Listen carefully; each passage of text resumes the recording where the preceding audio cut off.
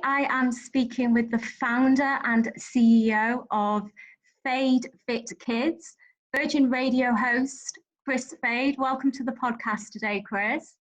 Thank you so much for having me, Zoe. I appreciate it. Kris, what are you grateful for today? You know what? I'm grateful every day for health. I think that's something that we take for granted. I feel like I don't take it for granted. I feel like for probably the last 4 years, I've really realized that health is everything. You can work as hard as you possibly can to build something. You can work 20 hours a day. You can try to achieve all these goals and have all these dreams. But the minute your health is taken away from you, it all stops. And it means nothing. Everything you've been working for and doing for the last how many years just literally stops. Yeah. Because your health is not right. So I'm really grateful just to have my health, my kids' health, my family's health, my fiance's health. So yeah, that's where I'm at. You've been really open about your mental health struggles in the past, Kris, namely depression, which brings me on to my next question. You work in a job that consistently you have to show up every single day. You can't just put your head under the duvet and not show yourself to the world. Like, how do you do it? How do you maintain and how do you navigate the down days, and what challenges have you experienced? Yeah, it's interesting that sometimes the radio side and what you do on air is actually a bit of an escape. It's that it makes you feel good. Like, I love doing what I get to do on the radio, so even in those horrible times or those horrible days where you may be feeling just like blah, once that microphone goes on and once you're on the radio, you feel good, and I also feel like I've got a responsibility as well, because I know there'd be a lot of people who may be driving to work or whoever got us on, wherever they're listening to us, and they may be going through a heartbreak or a breakup or the death of a loved one or going through their own issues. And I know that a lot of the time we hear it. People turn us on and they're like, we just love listening to you. You make us laugh, or you make us feel refreshed. And so I feel like there's a bit of that responsibility when I'm not feeling up to it. And that does happen every so often where, it's not that I don't feel up for it. You just have different, your body wakes up differently every morning. Sometimes I wake up in the morning, I'm like, yes, I've got this. Let's go. We're going to have an amazing day. And sometimes I wake up and I'll be like, that alarm goes off around 4:20 every morning. And you're like, oh man, I might have a headache, or I'm just not feeling great. And, you've had an argument with your missus, or, something's not going right. But, you turn up, you have to turn up. That's the responsibility that I've taken in my career. And, if you just want to get it done. You got to get it done. You have a responsibility. I just had a little quick look at your Instagram stories from your GITEX talk yesterday. And I'd actually thought about asking you this question before I looked at that story. And let's talk a little bit more about what you were talking about then, because you said there was at one point, when things were tough, that you couldn't even open the door in the office for when you were going into work. Can you explain a little bit more about that? Yeah, there was a moment in my life, many years ago, where I had never suffered. I'd never felt what anxiety was, right? I never knew what that was. You would hear people talk to you about it. You would hear people mention it. But if you never experienced it, you can't relate. Right? It's just something that someone says. I 100% get that, because I experienced that with my grandfather. When I lost my granddad about 4 years ago, I'd never experienced depression before in my life. And then it just suddenly hit me. Yeah, you got to be able to relate to people. And, if you haven't gone through something that someone's going through, you can't relate, unfortunately. It's not the other person's fault. I've got a friend of mine who never, ever felt anxiety, and I used to tell him about what I was going through, and he couldn't relate to it. And then about 5 years later, he went scuba diving, and he was under the water, and he had just started. This is his first sort of like major dive. And for the first time in his life, he had an anxiety attack. He had never felt it. And so he had this anxiety attack where he just felt helpless, and he felt like he was going to die, and he couldn't breathe and all these things. And he had to get up, and he called me up afterwards. He said, man, all those times you mentioned about anxiety, I had no idea what you were talking about. I thought to myself, this guy What's wrong with him? Get on with it. He said, I experienced it for the first time over the weekend, and OMG, it's horrible. So, when I felt anxiety, it stemmed from, I don't know where it came from, to tell you the truth. It was brought on, I think, maybe from just everything moving really fast in my life. At one moment, I was a single guy living in Australia. And the next moment, I was living with my, a girl that I had just met. She was now pregnant. I had a baby on the way. I was living in a country where I knew no one. I was in a new job, away from my family. And I think just all of that triggered it. And anxiety runs in my family as well. There are a few members in my family that have it. And so I think it just sort of sprawled on then. And I manifested on it. And when you manifest on something, you make it bigger sometimes, right? And I think it started small, and it just kept getting bigger and bigger in my head. And there was a point where me going to do my radio show was really difficult, I manifested it so much. I created so much in my head that, am I going to be able to do my radio show? Maybe I won't be able to do my radio show anymore. Oh my gosh, what am I going to do? I've got a baby on the way. Am I going to be able to live my life? How am I going to support You have these thoughts, but they're just thoughts. You've just created them in your mind, but they become so real. So those moments when I was going to do the radio show, it was so built up with hours upon days of just thoughts, that it was, when I opened up that studio door, I was finding it difficult to do so. But you get through it. You get through it, and you keep going, and you reach out for help, and you find different ways to handle and deal with it. And you seem to be in a good place now. Your previous relationship or your previous marriages, you've divorced, and you've met a beautiful lady who you're engaged to be married to. What does being in a good relationship mean to you? Yeah, listen, good relationships mean everything. Now, relationships are so difficult. I think it's something that we take for granted, is being in a good relationship. Yeah. And what defines a good relationship? Well, who knows? I think you can only identify that when you're in that relationship. I think a lot of people are in relationships because it's the thing they have to do. They have kids, and they're just getting on with their lives every single day. And this is what we have to do. This is what I signed up for. Being in a good relationship, you want to make sure that there's love, respect. And I'm feeling this now with Brianna. We've been together for 6 years. And, it's give and take. It's love. It's respect. It's understanding. It's arguing. It's driving each other crazy. We work together so closely as well. She helps me run Fade Fit as a company. She's the brand manager and really the operations behind it and the backbone. So we're not only are we in a relationship together, we're together in a business as well. We have our hard times, but I know that,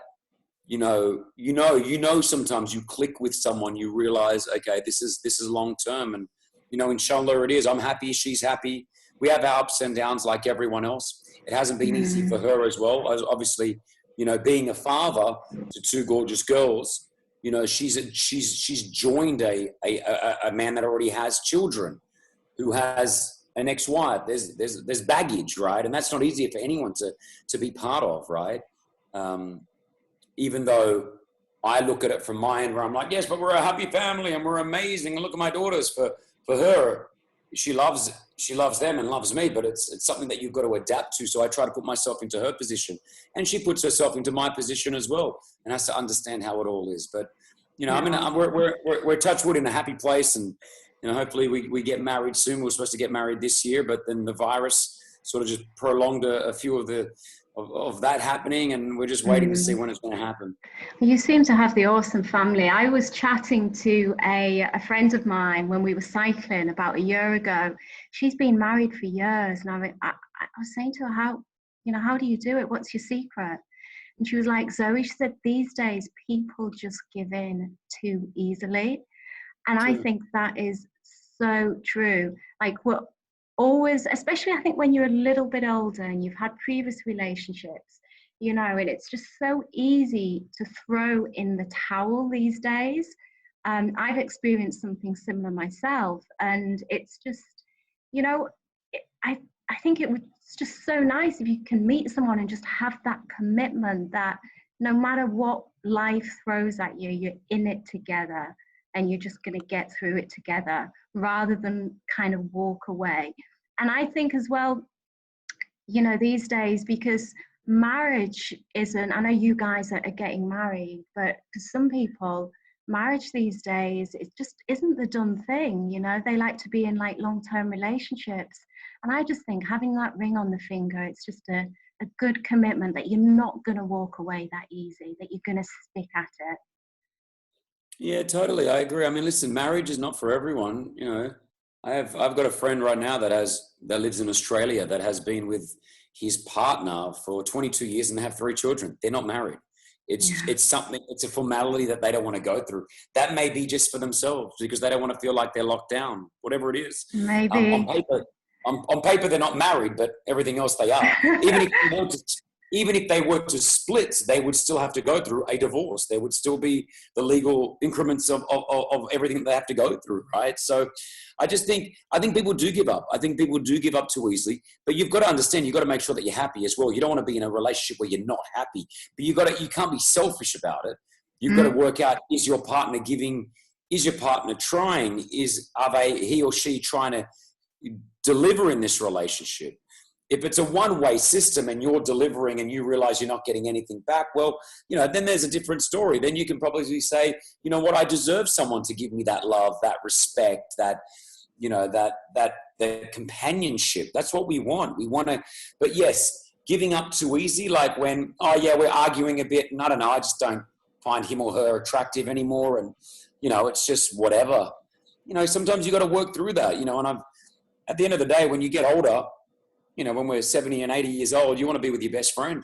You know, you want to be with your best friend. You want to have that companionship. And I, you know, speak to a lot of people about going through relationship issues where I'm like, that honeymoon period that you were after will only last so long. Like a relationship is never a honeymoon period forever, you know, and it does turn into reality. You become best friends, you know, and as long as you've got that best friends, but you've got that connection still and you find each other attractive, I think that's really important. And, you know, one of my friends who recently divorced, you know, I remember speaking to him about his relationship and he was married with kids and he goes, yeah, we don't ever fight. We don't fight. And I'm like, gosh, that's so cool that you don't fight. Like, and in my head, I remember telling my partner going, they don't fight, right?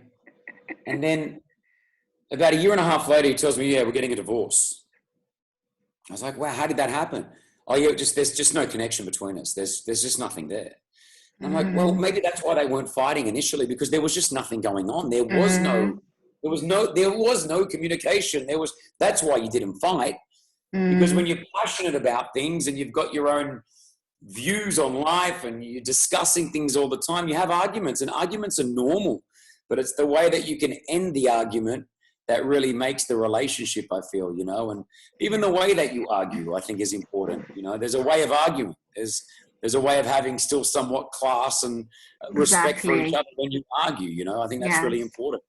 100%. Because I think when you cross over certain lines, there's definitely no going back. Have you found 100%. Have you found it more challenging navigating your relationship, being in the public eye and being in the UAE? Not so much. Listen, my whole life is pretty much shared on the radio every single morning, and I get, you know, I share everything. I mean, I share everything on my Instagram. I'm not a person now where I feel like embarrassed to share anything. You know, like I don't. You know, people will always have their views or their comments, which is great. I think that's great to have your views and your comments. Some people feel like they want to share that on social media, even if it's a negative. And that comes with the positives. You know, I may receive 200 positive messages and then just 1 or 2 snarky negatives. And I take it with a grain of salt. It's like, well, it's part of the territory. You know, that's what you got to do. So not really like, I'm happy to share it. I share what I want. There's obviously stuff that I don't put on there. You know, what everyone sees on social media or whatever I say on the radio, there are many things that don't ever make that, you know, because they are probably too personal things that I want to keep within, you know, this household between Brianna and I or my 100%. Children and I, you know? Yeah. I think when you live your life in the public eye, you know, there's and you're letting people into your world, you have to keep something to yourself. But Kris, you've achieved some fantastic things here in the UAE since you've been here, and you connect with the hearts of so many people. Kids love you, moms love you, and I think even the grannies love you. Like, what do you do to connect with your heart? I don't know. Like I think just I feel like when I was just our upbringing, I think mum and dad did a really good job, especially mum with the love. I think it's really important.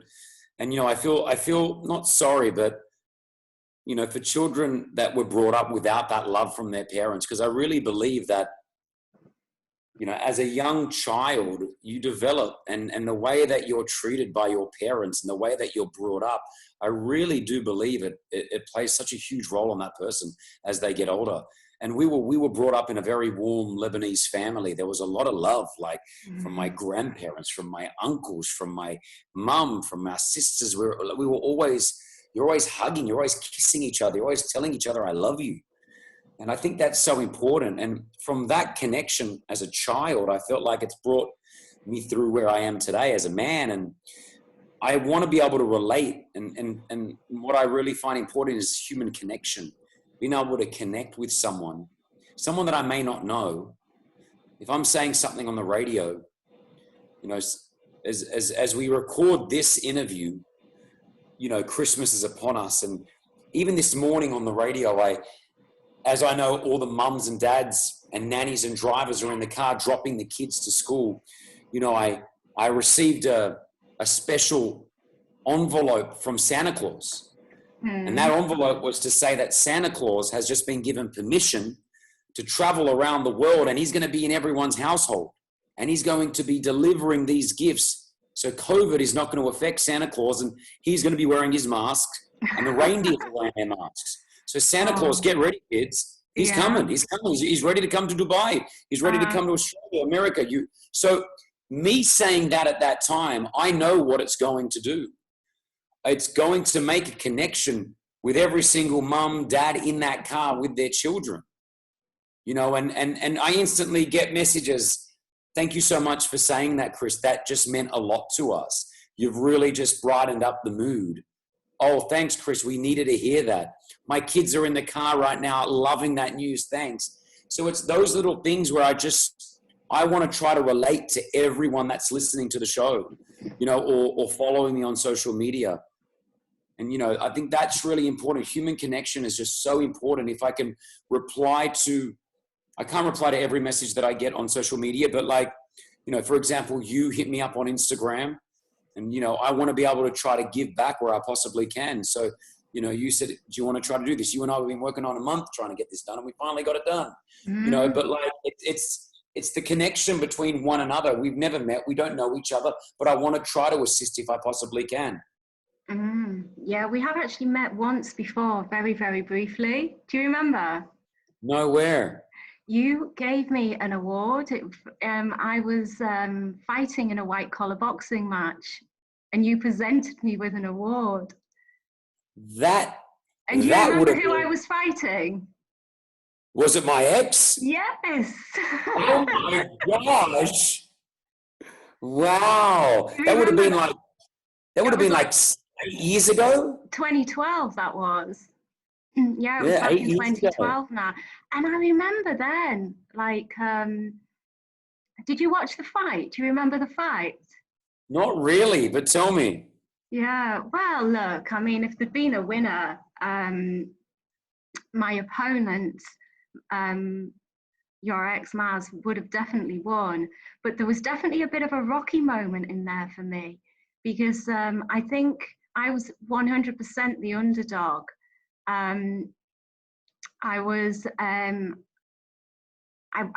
weighed quite a few kg less, and that power, that extra kg when you're in that ring is a lot. And I remember at the beginning of the fight, I went to touch gloves with her at the beginning, and she just like went straight at me, and I think she was trying to knock me out.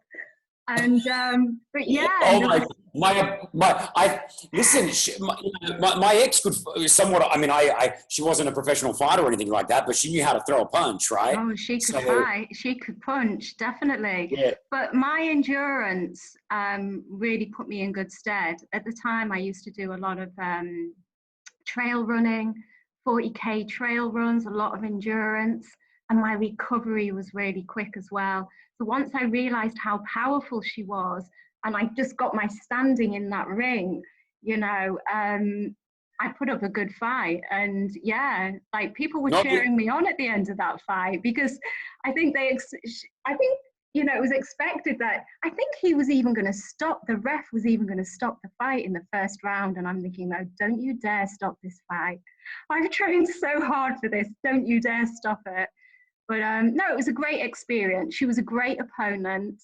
And yeah, I really enjoyed it. And I remember you giving me the award, and I remember thinking then that you just seemed like such a nice guy when you gave me that award. Well, and then I got to follow you on Instagram, and that confirmed pretty much what I thought. Yeah, but so we have met back in 2012, albeit very, very briefly. Credit on you, on anyone that steps into a fighting ring to fight someone. I've been given the opportunity many times to get into a ring. I've even been offered money to get, and I'm like, no chance. I can fight a little bit. I do a little bit of MMA or boxing or whatever, but to get into a ring and actually fight, I give you credit, because that is not an easy thing to do. Very, very difficult thing. So I'm sure after that, though, that would have changed something about you, I'm sure. Once you leave a ring, after getting into an actual fight and after all that training, I'm sure you came out of it a little bit differently. Yeah, I remember having a bit of whiplash, that's for sure. I couldn't move my neck. But yeah, look, I remember leading up to that fight, I do a lot of visualization, and I knew that, because I'd done a little bit of research, and I'd seen Maz on the pads. There was something online somewhere, and I'd come and I could see her, and I thought she's a good puncher. And and even when we weighed in, she was about 5.5 kg heavier than me. I weighed in at 49.5 kg. And because she's a small woman. She's not a large woman. She's not a big lady, but at the time I was just like tiny. I'm a lot heavier than that now, but 49.5, and that was at the weigh-in. And of course, after the weigh-in, you've cut weight. So when you actually get in that ring, there's going to be a few more kg. And so I knew I was up for a good fight. So I did a lot of visualization before I went into that fight. And yeah, look, I mean, it was like anything in life. When you train and you dedicate yourself to something and you set yourself a goal and you work towards that goal, when you achieve it, no matter whether or not you win or you lose, as long as you just go out there and you give it your best, you know, and I did, I give it the best. Of course, when I got in that ring, every bit of strategy, everything I thought of just kind of went out the window. And but yeah, no, it did change me in many ways. I was just really, you know, I was quite proud of myself, but I don't like being hit. You know, I love doing a bit of pad work and, you know, and all of that side of the boxing, but actually being punched, it's not one of the most pleasurable experiences. Horrible. There's no one, I don't think there's many people that be like, I actually like getting punched. It's a horrible feeling. It's a horrible feeling getting knocked out. It's a horrible feeling. I got put to sleep once by Royce Gracie, who's one of the pioneers of Brazilian Jiu-Jitsu. So he put me in a rear naked chokehold and just knocked me out. Yeah. And I mean, even that wasn't pleasant. You're suffocating. So as I said, getting into a ring or a cage is remarkable. So well done. And I'll pass on this to my ex Maz as well. Okay. Yeah. No, she was a wonderful opponent. So Kris, what is your biggest fear? I think biggest fear for me is death. You know, I think it's one of the most common fears that most people sort of face. You know, it's just death in general. One of the things for me is just being a dad, you know, like, you know, making sure I'm always here for my girls. That's all I want to be able to do. And I think that's what gives me the fear of death. I think before I was a father, it's like, whatever, I'll do anything. Jump in, have a plane. I'll get into a boxing ring. I'll do any of that.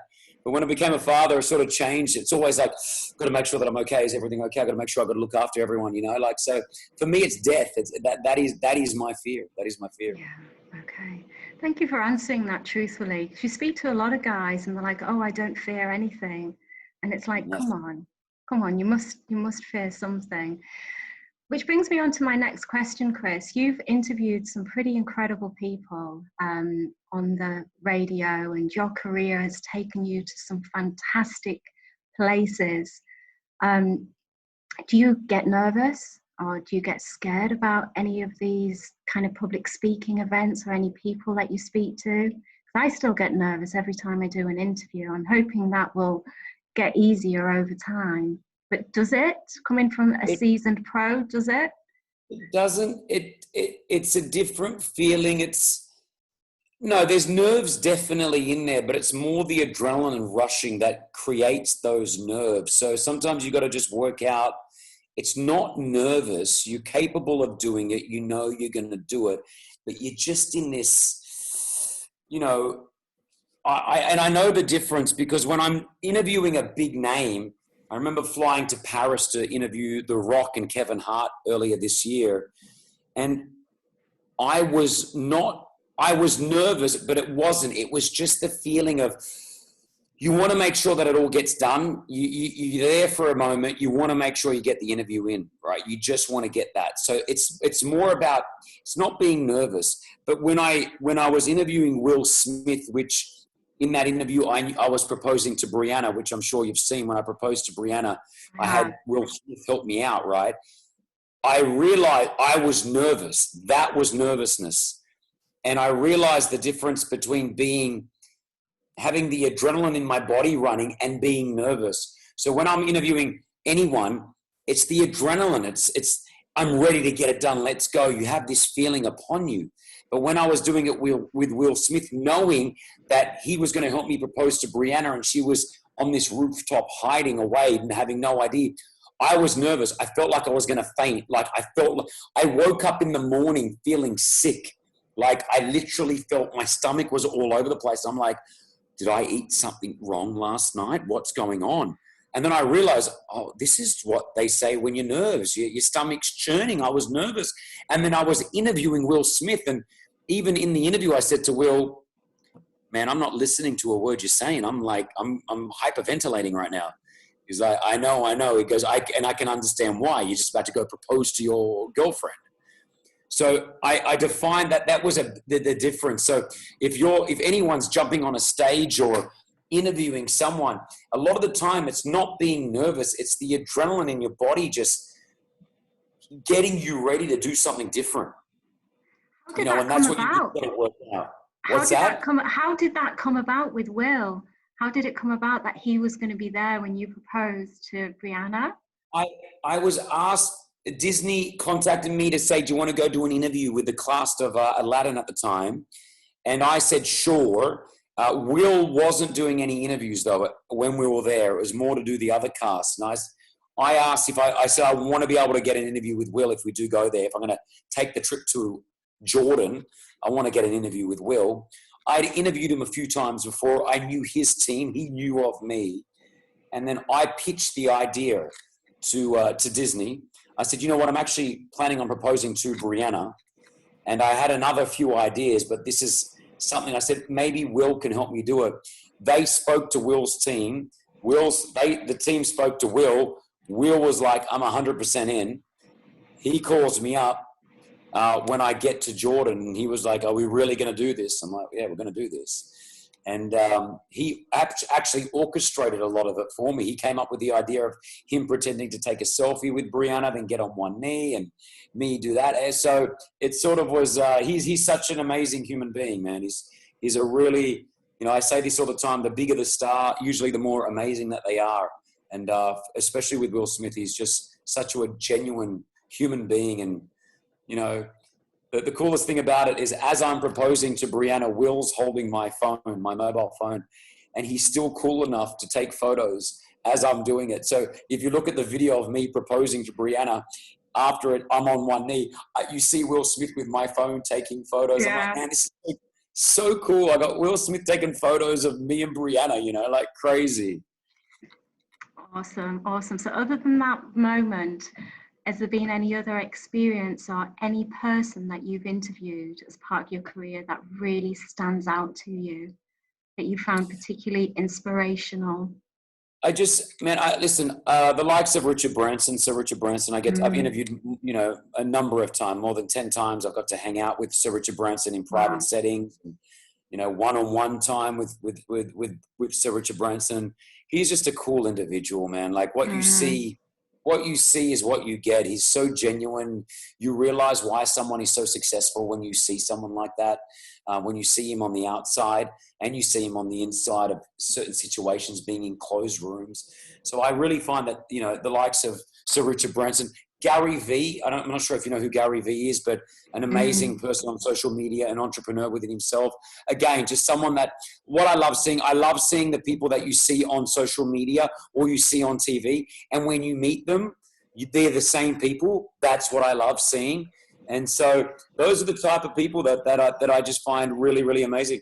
Khloe Kardashian, unbelievable. You know, you hear this Kardashian name and you're not sure what you're going to get. And I've had the opportunity of interviewing most of the Kardashians, but Khloe, for me, I've interviewed her a few times. She's just always so lovely, always so bubbly, always so real. You know, these people don't have to do this. They don't have to do it. They can sit back and be who they want, but they're great. They're genuine. So there's a few. The bigger the star is, the better they are, I always say. Yeah, that's really interesting, because I think a lot of people might think it's the opposite way, but generally I think they just tend to be more down to earth and more real. Yeah, I don't think they've got anything to prove, so they can just be themselves. Exactly. You know, and I think that, you know, exactly. So, yeah. Kris, tell us a little bit more about Fade Fit. I'm beginning to see a lot more new products in the shops now, on the shelves. What was the inspiration behind it, and what is your vision for the future? So yeah, Fade Fit is it's a brand now that we've created with my daughters and Brianna, and it's what started off to be a bit of a movement within me getting fit, because I went through my own fitness and my own transition of just losing a bunch of weight. It was a support network for other people going through it. From there, it's actually turned into right now a healthier snack and multivitamin company. So we do multivitamins for kids, and we do these amazing, tasty, healthier snacks for adults and for kids. We have a bunch of different snacks on the shelves across the UAE right now, and you know, it's slowly exporting across to other markets. And there's a huge expansion plan that we're working on over the next 6 months, where we'll be in other aspects of what we're doing. And there's even a bigger, you know, for 2022, we've already got some things lined up for 2022. So it's a brand that I want to create, and we've created. That is, I want it to be a trusted brand in the market where you know you're going to get something of positivity, of health, of love, of family. You know, so whatever we put out, it's always relating back to what we're trying to do. And that's just create a brand better for you. It's whatever it is, be it a snack or a multivitamin or a drink. It's something that's better for you. Health is everything, as we started this conversation off with what we're, you know, what we take, you know, what do I want out of life? It's health. You know, I think that's the basis of where it is, because once you take health away from us, it goes. And, you know, right now, a lot of us put really bad things into our body all the time. I'm not someone who is Mr. Health all the time. There's a time and place for a cheat meal or some treats, or having the kids have some chocolate. I'm all for that. You know, taking the kids to go to McDonald's to have a treat. I'm all for that. But I think we've got to just make sure that we balance it the right way. It can't be bad preservatives. We don't know what we're putting in our body, chemicals, smoking, and this is the other end. We need to sort of balance it out to be around like this. This is what I'm always saying. Try to get the goodness. Have your little cheats every so often, but, you know, look after what you're putting in your body. You know, food is medicine at the end of the day for our bodies. You know, what we put in it makes us feel better. And I felt that firsthand. 100%. Kris, last year you tried your hand at acting. I never saw the movie, but I was doing some work with Casey, the lead actor in that movie, and he said that you put the professional actors to shame. He said you were absolutely awesome. You just walked on set and you were just a complete pro. How was that experience for you? And have you acted again? And do you have any further plans, or would you like to act further in the future? No, listen, firstly, yeah, Casey's amazing. He's a legend. No, acting for me, I can't learn a script. So the reason why I did all right on that is that the director at the time, I told him straight out, dude, I can't learn a script. I find it very difficult to learn scripts. What we do on the radio is live. What I do on my social media is live. What I do in front of a camera, if I'm at the Oscars with OSN, whatever, it's live. It's not scripted. So when someone gives you a script and says, here you go. So what I did is I just learned the act. I learned the role. And then I went on to in front of the camera and just delivered lines as I wanted to deliver them. It still went with the story. So I found that easier to be able to do that. And thankfully I did. I enjoyed doing it. Do I want to do it long term? No. You know, it's such a tedious thing. These actors, I feel sorry. Like, you're on set for 7 hours to get 3 minutes of footage. And I'm like, wow. On radio, it's just so go, go, go, go, go. It's spontaneous. It's live. So it's just, it's something that I don't mind dabbling in every so often if there's an opportunity to do something small, but to do it full time, no. Okay. And if you ever do that again in the future, you should speak to a friend of mine. I've interviewed him on my podcast. He's a memory coach, Josh McCartney. I think I've had Josh on my show. Is he Australian? Yes, yeah. I've had him on my show. He's a singer, yeah. And I'm telling you, he's. Go on. I met Josh at the gym. I was training at the gym at a gym, and he came up to me and he said, "Hey mate, nice to meet you." We got talking. He said, "I'm an artist, etc., etc." And then he told me he's a memory coach. Brought him on the show. He did a couple of things which was super cool. Yeah. No, I know I know all about him. The mind is powerful when you want to use it the right way. Yeah, there's so many amazing accelerated learning techniques that you can use to kind of remember things. I've incorporated them in the past, and yeah, it's absolutely incredible. But yeah, I totally get what you're saying about the being live and the scripted and the differences between that. Kris, I'm going to ask you one last question, because I think I said to you half an hour, and I don't want to go, and I know we've gone a little bit above half an hour.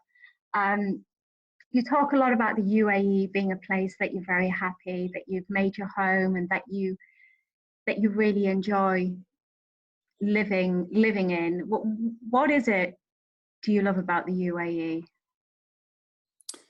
I just think I love there's many things. It's not just one, but one of the things is the acceptance and the tolerance I feel. When I moved from Australia back in 2008 and I moved here, I didn't know anything about any other religion or culture. I mean, I knew a little bit, but I know so much about everyone's culture, everyone's religion. I know what people are celebrating every year. I know what people are eating at their homes from around the world. I've met the most amazing people. There's not a country in the world that I don't think I could travel to where I wouldn't know someone because of this country that I live in now. So that's one of the reasons. One of the other reasons is just their drive. I feel like they're just always wanting to move forward. They always want to develop the next thing. They want to be first. And I love that about them. There's no dream there's nothing that's not possible. And that's what I love about the city. And that's what I love about the country.